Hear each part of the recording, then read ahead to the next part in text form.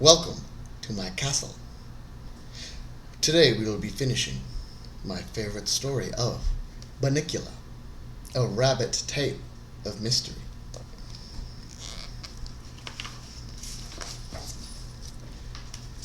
Chapter 9. All's well that ends well. Almost. Looking back on that night, I remember thinking that this whole mess could never be resolved happily. What would become of Bunnicula, my new friend, who was suffering from starvation? And what of Chester, my old friend, who seemed to have flipped his lid, and if you'll pardon the expression, was in the doghouse with the Monroes? Of far greater concern at that time was my own future, for on that night all that consumed my thoughts was the fear of the next day's injections. It all seemed hopeless indeed.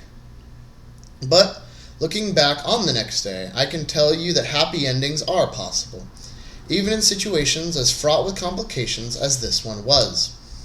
Early the next morning, we all piled into the car, some of us with greater reluctance than others, and trundled off to the vet. And by afternoon, we were on our way to solving our problems. The vet worked everything out very nicely. He discovered that Bunnicula was suffering from extreme hunger. I could have told him that. Rather than jar his fragile stomach with solid foods, the doctor decided that he should be put on a liquid diet until he got better. So Bunnicula was immediately given some carrot juice, which he drank eagerly. After he finished, he looked over at me with a great grin on his face and winked. Chester was diagnosed with being emotionally overwrought.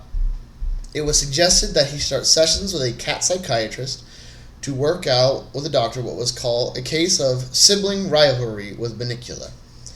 I asked Chester later what a sibling was, but he wasn't speaking to me. So I looked it up. It's like a brother or sister, and a sibling rivalry means you are competing with your brother or sister for attention. I wasn't sure this was Chester's problem, but it sure explained a lot about Toby and Pete. As for me, well, I came out the best. Dr. Wassman was all set to give me my shots when a nurse came in with my card.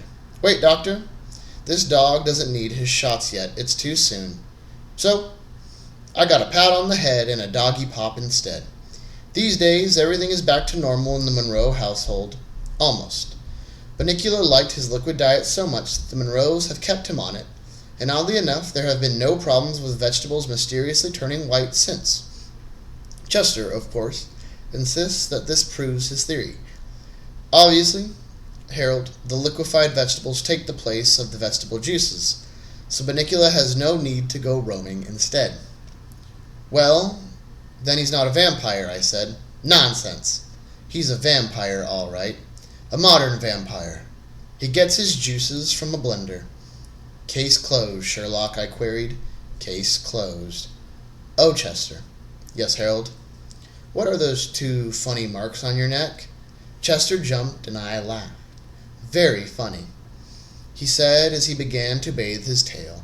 "Very funny." The Monroes never knew anything of Chester's theory. They changed markets, and to this day believe they were the victims of a curious vegetable blight.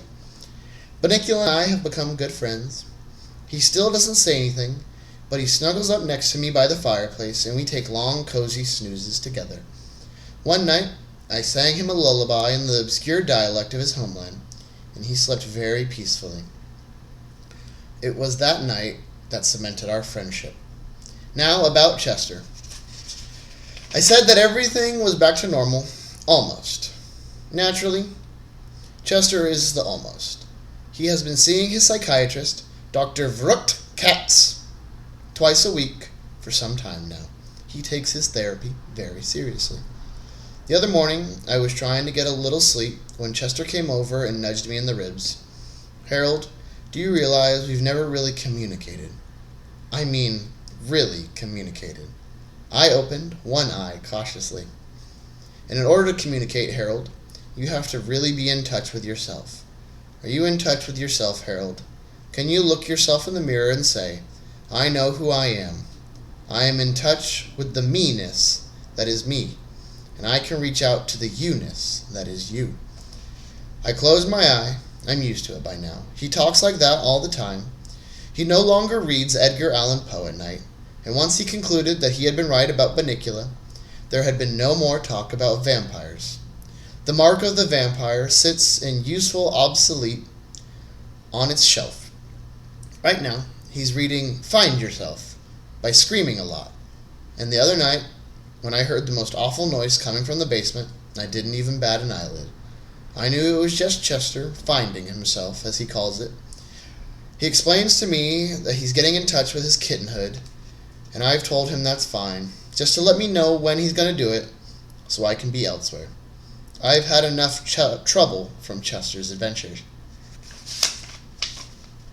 And so, that's my story, and the story of a mysterious stranger who no longer seems quite so mysterious, and who is definitely no longer a stranger. I've presented the facts as clearly as I could, and I leave it to you, dear reader, to draw your own conclusions. I must now bring this narrative to a close, since it is Friday night, Toby's night to stay up late and read, and I can hear the crinkling of cellophane. I can only hope it covers 2 chocolate cupcakes with cream filling.